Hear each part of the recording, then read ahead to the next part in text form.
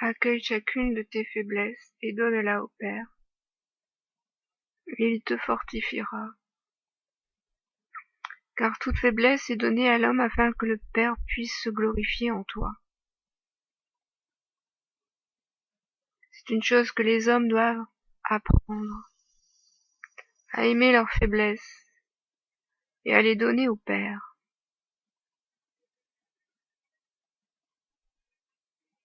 Car c'est dans la faiblesse que le Père se glorifie en l'homme et qu'il peut manifester sa puissance. Si vous n'étiez pas faible, vous ne pourriez pas expérimenter la puissance de Dieu en vous. Voir sa gloire quand il vous relève. Voir sa gloire quand il vous réconforte. Voir sa gloire quand il vous guérit. Voir sa gloire quand il vous fortifie.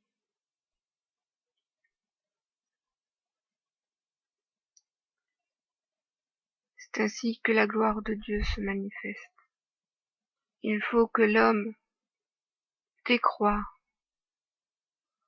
pour que la puissance de Dieu et la grâce de Dieu croissent en lui. Ainsi, c'est pourquoi il est dit que les humbles sont ceux du royaume. Les humbles sont enfants de Dieu et puissance d'Élohim. Ainsi la gloire est manifestée en eux chaque jour de leur vie.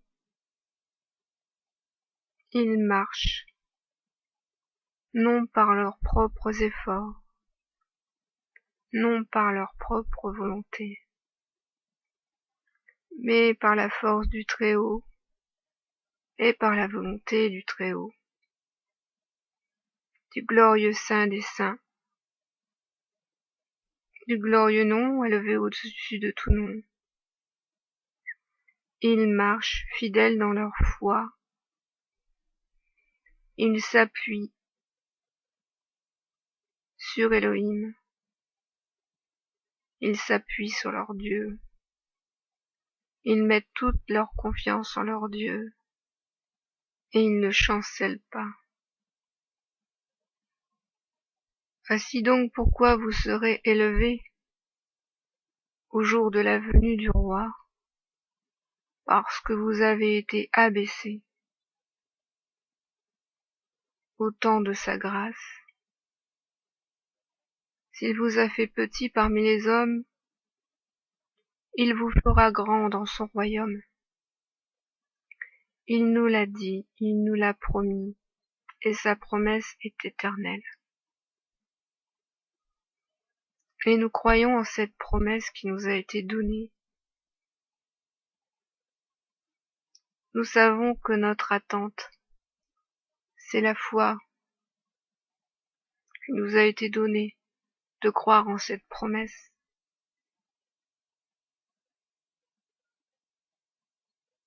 Lui qui attend veille de garder précieusement tout ce qu'il a reçu de Dieu, de son Elohim puissant, par son Fils bien-aimé.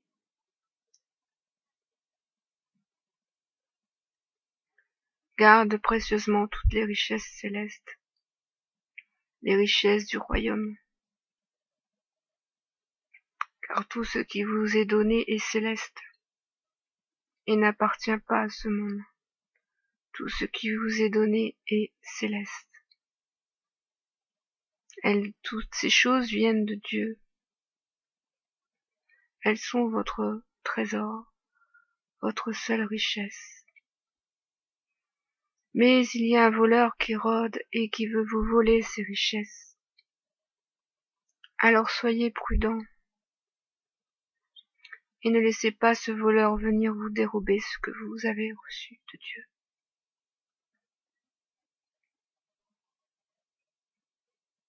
Ne le laissez pas piller votre trésor. Gardez bien tout ce que vous avez reçu de Dieu jusqu'à ce qu'il vienne. Ne perdez rien.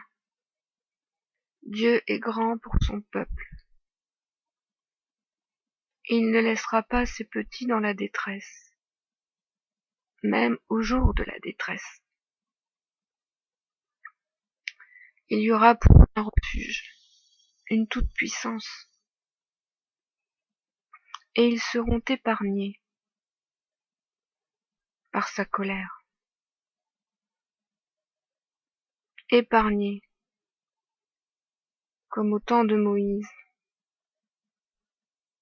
jour où le dévastateur est venu et a frappé tous les premiers-nés. Ont échappé tous ceux qui avaient le signe du sang de l'agneau. Vous aussi vous êtes marqués de ce signe, car vous avez été revêtus, lavés du sang de l'agneau. Et vous êtes marqués aussi du signe de l'Esprit, dans lequel vous avez été scellés. Vous avez été marqués du nom du Très-Haut. Vous ne serez donc pas frappés par la colère de l'Éternel.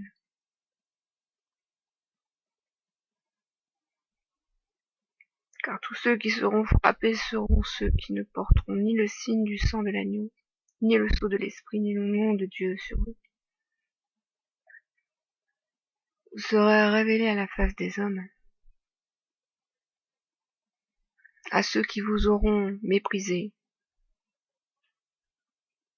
à ceux qui vous auront persécutés en ce jour-là. Ils verront qui ils ont persécuté et qui ils ont méprisé. Ils comprendront leur erreur et la dureté de leur cœur, et il sera trop tard pour eux. Ils vous verront à la droite du Fils du Très-Haut, et quand il les jugera, ils seront jugés devant vous, et il y aura un grand jugement sur la terre.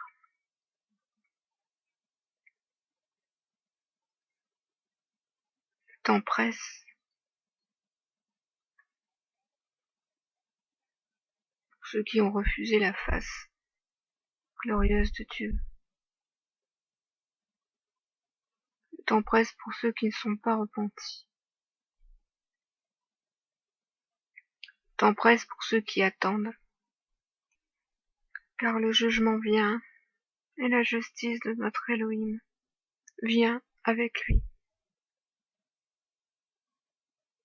Le Fils vient, et il ne tarde pas.